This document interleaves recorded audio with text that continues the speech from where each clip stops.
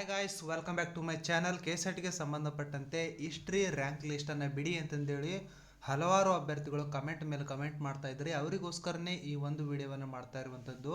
ಯಾರು ಕೂಡ ವಿಡಿಯೋವನ್ನು ಸ್ಕಿಪ್ ಮಾಡಬೇಡ್ರಿ, ಕಂಪ್ಲೀಟ್ ಆಗಿ ನೋಡ್ರಿ, ಓಕೆನಾ.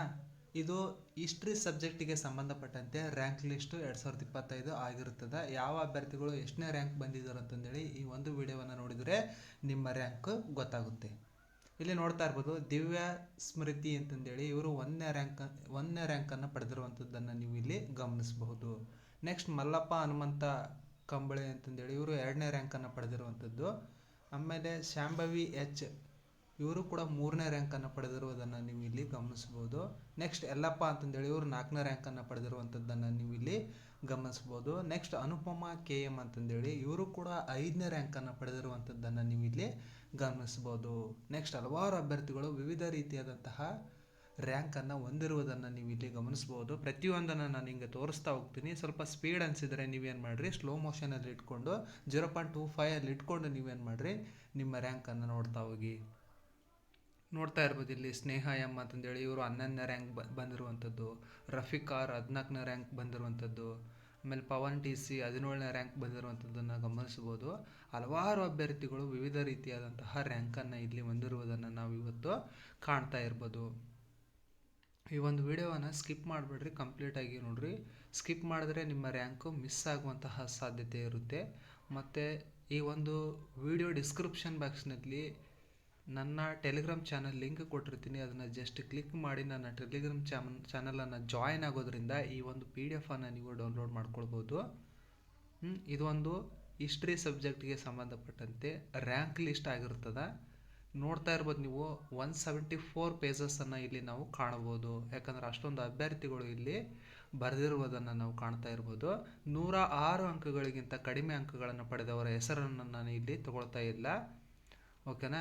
ನೀವು ಇನ್ ಫ್ಯೂಚರಲ್ಲಿ ನೀವು ಒಳ್ಳೆಯ ಅಂಕಗಳನ್ನು ಪಡೆದು ನಂಬರ್ 1 ನಂಬರ್ 2 ರ್ಯಾಂಕ್ ಬರಲಿ ಅಂತಂದೇಳಿ ನಿಮಗೆ ಶುಭ ಕೋರ್ತಾ ಇದ್ದೀನಿ, ಓಕೆನಾ. ಹಲವಾರು ಅಭ್ಯರ್ಥಿಗಳು ಡಾಕ್ಯುಮೆಂಟ್ ವೆರಿಫಿಕೇಷನನ್ನು ಕಂಪ್ಲೀಟ್ ಮಾಡಿ ಈಗಾಗಲೇ ಸರ್ಟಿಫಿಕೇಟನ್ನು ಕೂಡ ಪಡ್ಕೊಂಡಿದ್ದೀರಿ. ಅವರೆಲ್ಲರಿಗೂ ಮುಂದಿನ ಜೀವನದಲ್ಲಿ ಯಶಸ್ಸು ಸಿಗಲಿ ಅಂತಂದೇಳಿ ನಾನು ಶುಭ ಕೋರ್ತಾ ಇದ್ದೀನಿ. ಇದೊಂದು ಹಿಸ್ಟ್ರಿ ಸಬ್ಜೆಕ್ಟ್ಗೆ ಸಂಬಂಧಪಟ್ಟಂತೆ ರ್ಯಾಂಕ್ ಲಿಸ್ಟನ್ನು ನೀವು ನೋಡ್ತಾ ಇರ್ಬೋದು. 174 ಪೇಜಸ್ ಇರೋದ್ರಿಂದ ಸ್ವಲ್ಪ ಫಾಸ್ಟಾಗಿ ನಾನು ಏನು ಮಾಡ್ತೀನಿ, ಪೇಜಸನ್ನು ಸ್ಕ್ರೋಲ್ ಮಾಡ್ತಾ ಹೋಗ್ತೀನಿ. ನೀವು ನಿಧಾನಕ್ಕೆ 0.25 ಇಟ್ಕೊಂಡು ನೋಡ್ಕೊಳ್ಳಿ, ನಿಮ್ಮ ರ್ಯಾಂಕ್ ಎಲ್ಲಿ ಬರುತ್ತೆ ಅಂತಂದೇಳಿ ನಿಮಗೆ ಗೊತ್ತಾಗುತ್ತೆ. ನಿಮ್ಮ ಅಪ್ಲಿಕೇಶನ್ ನಂಬರು, ಆಮೇಲೆ ನಿಮ್ಮ ಹೆಸರು, ನಿಮ್ಮ ರಿಜಿಸ್ಟ್ರೇಷನ್ ನಂಬರು, ಪೇಪರ್ 1ಅಲ್ಲಿ ಎಷ್ಟು ಪಡ್ಕೊಂಡಿದ್ರಿ, ಪೇಪರ್ 2ಅಲ್ಲಿ ಎಷ್ಟು ಪಡ್ಕೊಂಡಿದ್ರಿ, ಓವರಾಲ್ ಎಷ್ಟು ಬಂತು, ಆಮೇಲೆ ನಿಮ್ಮ ರ್ಯಾಂಕ್ ಎಷ್ಟು ಬಂತು ಅಂತಂದೇಳಿ ನಿಮಗೆ ಗೊತ್ತಾಗ್ತಾ ಹೋಗುತ್ತೆ. ಕೆಲವೊಂದಷ್ಟು ಅಭ್ಯರ್ಥಿಗಳು ಕಮೆಂಟ್ ಮಾಡಿದ್ರಿ, ಈ ಒಂದು ರ್ಯಾಂಕ್ ಲಿಸ್ಟಲ್ಲಿ ಇರುವಂತಹ ಅಭ್ಯರ್ಥಿಗಳು ನೆಕ್ಸ್ಟ್ ಕ್ವಾಲಿಫೈ ಆಗ್ತಾರ ಅಂತಂದೇಳಿ ಕೇಳ್ತಾ ಇದ್ದಾರೆ. ಅದು ಆಗಲ್ಲ. ಕಟ್ ಆಫ್ ಏನಿದೆ ಆ ರೇಂಜಲ್ಲಿರುವಂತಹ ಅಭ್ಯರ್ಥಿಗಳು ಮಾತ್ರ ಅವ್ರು ಏನು ಮಾಡ್ತಾರೆ, ಸರ್ಟಿಫಿಕೇಟನ್ನು ಇಶ್ಯೂ ಮಾಡ್ತಾ ಹೋಗ್ತಾರೆ.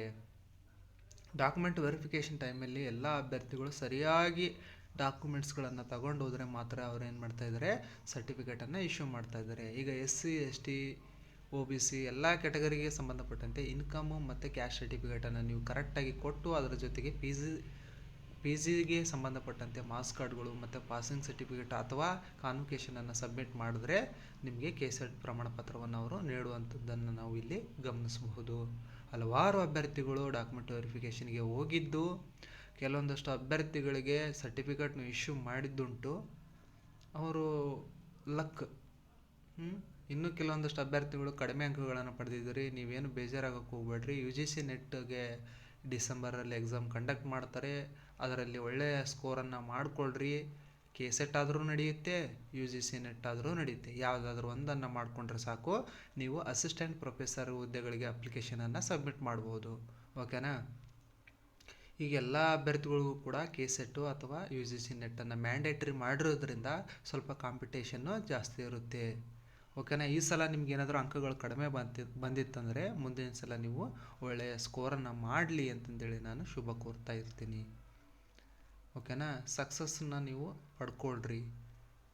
ಈಗ ರ್ಯಾಂಕಲ್ಲಿ ಇದ್ದ ಮಾತ್ರಕ್ಕೆ ನಿಮಗೆ KCET ಪ್ರಮಾಣ ಪತ್ರ ಸಿಗುತ್ತೆ ಅಂತಂದೇಳಿ ನೀವು ತಪ್ಪು ಕಲ್ಪನೆಯನ್ನು ಇಟ್ಕೊಳ್ಬೇಡ್ರಿ. ಕ್ಯಾಟಗರಿ ವೈಸ್ ಅವ್ರು ಏನು ಮಾಡ್ತಾ ಹೋಗ್ತಾರೆ, ಇಂತಿಷ್ಟು ಕಟ್ ಆಫ್ ಅಂತಂದೇಳಿ ಬಿಟ್ಟಿದ್ದಾರೆ ಈಗ ಆಲ್ರೆಡಿ. ಅದರ ಪ್ರಕಾರ ಅವ್ರು ಏನು ಮಾಡ್ತಾರೆ, ನಿಮಗೆ ಡಾಕ್ಯುಮೆಂಟ್ ವೆರಿಫಿಕೇಷನ್ಗೆ ಕರಿತಾ ಹೋಗ್ತಾರೆ. ಇಲ್ಲಿ SC A ಮತ್ತು ಗ್ರೂಪ್ B ಮತ್ತು C 3 ಗ್ರೂಪ್ಗಳಲ್ಲಿ ಗೊಂದಲಗಳು ತುಂಬ ಇದ್ದಾವೆ. ಅಂತಹ ಅಭ್ಯರ್ಥಿಗಳಿಗೆ ಅವ್ರು ಏನು ಮಾಡ್ತಾ ಇದ್ದಾರೆ, ಡಾಕ್ಯುಮೆಂಟ್ ವೆರಿಫಿಕೇಷನ್ ಸಂದರ್ಭದಲ್ಲಿ ಎಲ್ಲ ಡಾಕ್ಯುಮೆಂಟ್ಸ್ಗಳನ್ನು ವೆರಿಫಿಕೇಷನ್ ಮಾಡಿ ಏನು ಮಾಡ್ತಾ ಇದ್ದಾರೆ, ಅವ್ರ ಹತ್ರ ಒಂದು ಲೆಟರನ್ನು ಬರ್ಸ್ಕೊಳ್ತಾ ಇದ್ದಾರೆ. ಅದಾದಮೇಲೆ ಡಾಕ್ಯುಮೆಂಟ್ಸು, ಆಲ್ ಟಿಕೆಟು, ಆಮೇಲೆ ಕಟ್ ಆಫ್ ಬಂದಿರೋವಂಥದ್ದು ಮತ್ತು ಅವ್ರು ಚೇಂಜ್ ಮಾಡ್ಕೊಂಡಿರುವಂಥದ್ದು ಗ್ರೂಪ್ ಬಗ್ಗೆ ಅವ್ರು ಏನು ಮಾಡಿದ್ದಾರೆ, ಇನ್ಫಾರ್ಮೇಷನನ್ನು ತೆಗೆದುಕೊಂಡಿದ್ದಾರೆ. ಅದಾದ ನಂತರ ಅವ್ರು ಏನು ಮಾಡ್ತಾ ಹೋಗ್ತಾರೆ, 3 ಗ್ರೂಪ್ಗಳಿಗೂ ಬೇರೆ ಒಂದು ಆಪ್ಷನನ್ನು ಅವರು ನೀಡ್ತೀವಿ ಅಂತಂದೇಳಿ ಈಗಾಗಲೇ ಮಾಹಿತಿ ಲಭ್ಯವಿರುತ್ತೆ. ಆದ್ದರಿಂದ ಯಾವ ಅಭ್ಯರ್ಥಿ ಕೂಡ ನೀವು ಅನ್ಯಾಯ ಆಗಲ್ಲ, ಸ್ವಲ್ಪ ವೆಯ್ಟ್ ಮಾಡಿರಿ ಅಷ್ಟೇ. ಸ್ವಲ್ಪ ಡಿಲೇ ಆಗ್ಬೋದು, ಬಟ್ ಜಸ್ಟಿಸ್ ಅಂಥದ್ದು ಸಿಕ್ಕೇ ಸಿಗುತ್ತೆ. ಇದು ಹಿಸ್ಟ್ರಿ ಸಬ್ಜೆಕ್ಟಿಗೆ ಹಲವಾರು ಅಭ್ಯರ್ಥಿಗಳು ವಿವಿಧ ರೀತಿಯಾದಂತಹ ಈ ರ್ಯಾಂಕನ್ನು ಹೊಂದಿರುವುದನ್ನು ನಾವಿಲ್ಲಿ ಗಮನಿಸ್ಬೋದು. ಓಕೆನಾ, ಇದಿಷ್ಟು ಹಿಸ್ಟ್ರಿ ಸಬ್ಜೆಕ್ಟಿಗೆ ರ್ಯಾಂಕ್ ಲಿಸ್ಟನ್ನು ಇವತ್ತು ನಾನು ಬಿಡುಗಡೆ ಮಾಡ್ತಾ ಇದ್ದೀನಿ. ಬೇರೆ ಸಬ್ಜೆಕ್ಟ್ಗಳು ಕೂಡ ಒಂದೊಂದಾಗೆ ಬಿಡ್ತಾ ಹೋಗ್ತೀನಿ. ಯಾರು ಕೂಡ ಏನು ಬೇಜಾರಾಗೋಕ್ಕೆ ಹೋಗಬೇಡಿ, ನನಗೆ ಟೈಮ್ ಆದಷ್ಟು ನಾನು ನಿಮಗೆ ಮೀಸಲಿಡ್ತಾ ಹೋಗ್ತೀನಿ. ಇದಿಷ್ಟು ಹಿಸ್ಟ್ರಿ ಸಬ್ಜೆಕ್ಟಿಗೆ ಸಂಬಂಧಪಟ್ಟಂತೆ ರ್ಯಾಂಕ್ ಲಿಸ್ಟ್ ಆಗಿರುತ್ತೆ.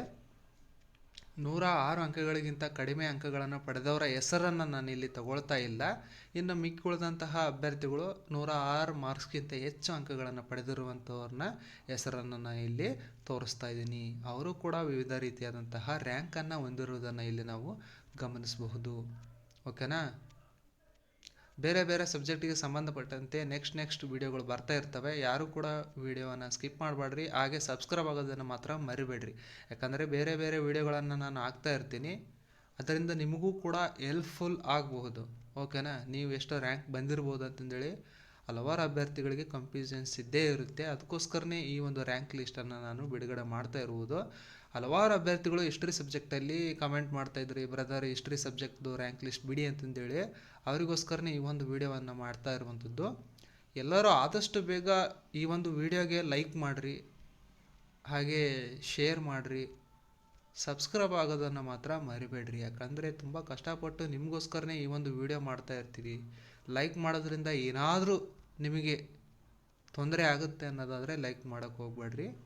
ಓಕೆನಾ, ತೊಂದರೆ ಆಗಲ್ಲಪ್ಪ, ಸಪೋರ್ಟ್ ಮಾಡ್ತೀವಿ ಅನ್ನೋವಂತಹ ಅಭ್ಯರ್ಥಿಗಳು ಯಾರ್ಯಾರು ಇದ್ದೀರಿ ಅವರೆಲ್ಲರೂ ಕೂಡ ವಿಡಿಯೋಗೆ ಒಂದು ಲೈಕ್, ಒಂದು ಸಬ್ಸ್ಕ್ರೈಬ್ ಆದರೆ ಮಾಡ್ಕೊಂಡು ಹೋಗಿ. ಇದರಿಂದ ನಿಮಗೆ ಅನೇಕ ಮಾಹಿತಿಯನ್ನು ನಾನು ಪ್ರತಿದಿನ ನೀಡ್ತಾ ಹೋಗ್ತೀನಿ. ಹಾಗೆ ನನ್ನ ಟೆಲಿಗ್ರಾಮ್ ಚಾನಲ್ ಕೂಡ ಇದೆ, ಅದರಲ್ಲಿ ಜಾಯ್ನ್ ಆಗೋದ್ರಿಂದ ದಿನನಿತ್ಯ ಅಪ್ಡೇಟ್ಗಳನ್ನು ನಾನಲ್ಲಿ ಕೊಡ್ತಾ ಇರ್ತೀನಿ. ಇದಿಷ್ಟು KCET ಹಿಸ್ಟ್ರಿ ಸಬ್ಜೆಕ್ಟಿಗೆ ಸಂಬಂಧಪಟ್ಟಂತೆ ರ್ಯಾಂಕ್ ಲಿಸ್ಟನ್ನು ನಾನಿವತ್ತು ಬಿಡುಗಡೆ ಮಾಡಿರುವಂಥದ್ದು. ನಿಮ್ಮ ರ್ಯಾಂಕ್ ಎಲ್ಲಿ ಬರುತ್ತೆ ಅಂತಂದೇಳಿ ನೀವೇ ಚೆಕ್ ಮಾಡ್ಕೊಳ್ರಿ. ಈ ಒಂದು PDF ನಾನು ಟೆಲಿಗ್ರಾಮ್ ಚಾನಲಲ್ಲಿ ಕೊಟ್ಟಿರ್ತೀನಿ, ಅಲ್ಲೂ ಕೂಡ ಹೋಗಿ ನೀವೇನು ಮಾಡಿರಿ, ಡೌನ್ಲೋಡ್ ಮಾಡ್ಕೊಳ್ರಿ. ಓಕೆನಾ, ಎಲ್ಲರಿಗೂ ಕೂಡ ಆಲ್ ದ ಬೆಸ್ಟ್.